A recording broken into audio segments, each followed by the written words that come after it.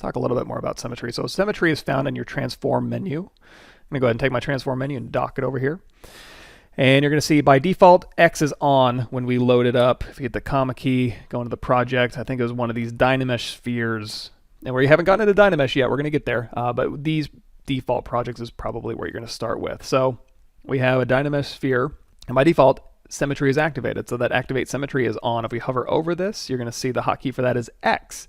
Now, that doesn't mean necessarily it's going to toggle on X symmetry. Just by default, if you're, like I was mentioning before, we turn the floor on. If you're Z forward, Y up, your X symmetry is going to be negative X symmetry is on the left side, positive X symmetry is on the right side, just like when you were in math class. And I'm going to, if you tap X, that'll take symmetry off, so I can go over here and I can make a graph like this. I'm going to go ahead and go to my standard brush here. So if you remember in math class, you have a y-axis that goes up, and then you have an x-axis that goes this way, and in ZBrush you have a z-axis that goes, I'm going to go back to my move brush, and that goes straight out. So there's my z-axis. If you were drawing that graph on a whiteboard, you would have basically what ZBrush is. You have a y-axis, which is up and down. You have an x-axis, which is left and right. And this is all positive. Let's go back to standard brush here. This is all positive x. So x this way, if this is 0 at your origin, x this way is positive values. And if you do a graph this way, so y up is positive values. However, X this way is negative values. So don't get bogged down in that. You don't need to know negative and positive quadrants. I'm just doing that to illustrate if you just got out of middle school or something. That'll be more familiar for you.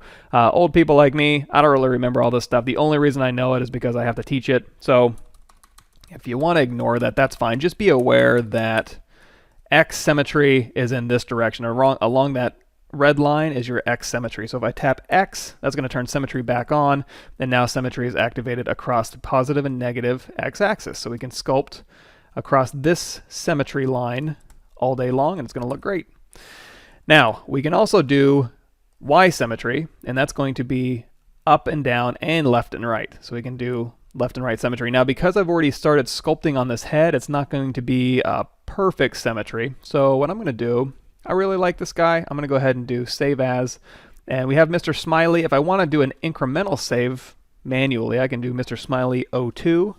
If I want to go back to Mr. Smiley original, or I can just save over Mr. Smiley and say yes, I want to replace it.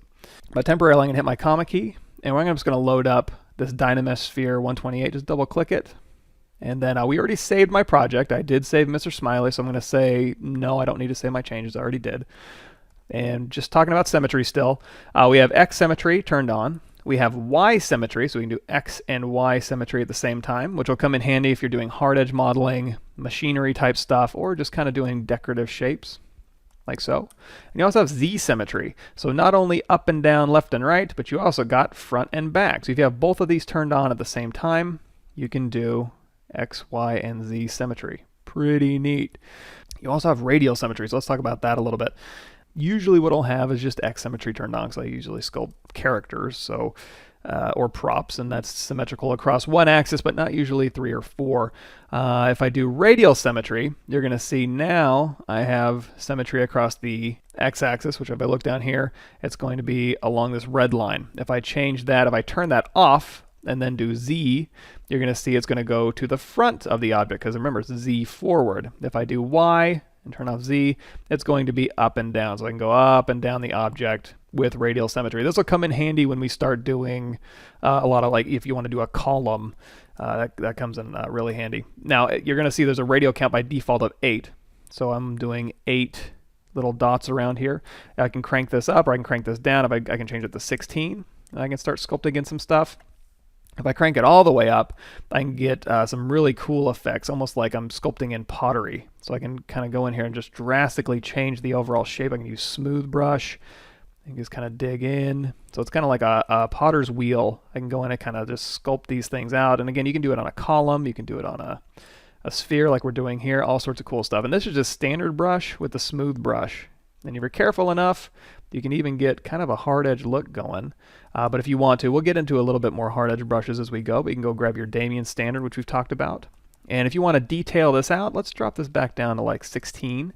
And then with Damien standard, we can go ahead and start doing a negative line, and we have the stroke lazy mouse turned up quite a bit, so it's kind of evening our stroke out. We can make our brush size bigger and kind of carve that in, and then hold down Alt and kind of carve that up if we want to. We can go in here with our Claybuildup Brush. I don't have a hotkey for that, but it's right here in our custom interface, or the default custom interface that ZBrush supplies. We can kind of just clay build up if we want to. We can hold down Shift and Smooth, and we can even go in here with our Move Brush and just start pulling these things, twisting them around, and getting cool effects that way.